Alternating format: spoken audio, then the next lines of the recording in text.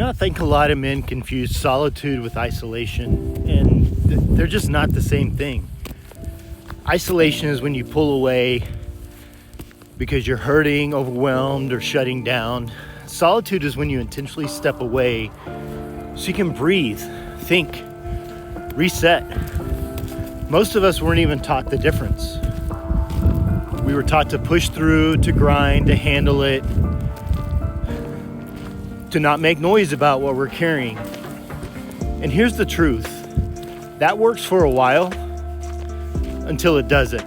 Men don't usually burn out because they're weak. They burn out because they never stop. They never get quite long enough to hear themselves think.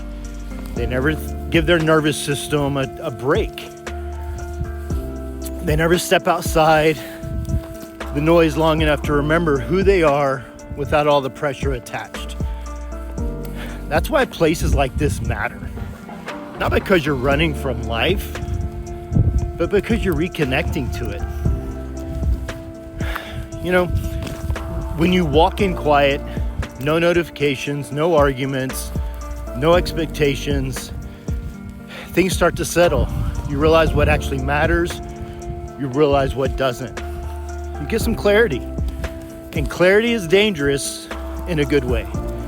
It makes you harder to manipulate, harder to rush, harder to knock off center. This isn't isolation. This is maintenance. Just like you don't wait for your truck to break down before changing the oil, you shouldn't wait until you're fired before you take space. Solitude doesn't make you weaker. It makes you sharper. So if you're feeling off lately, short-tempered, tired, disconnected, maybe you don't need more noise. Maybe you need less.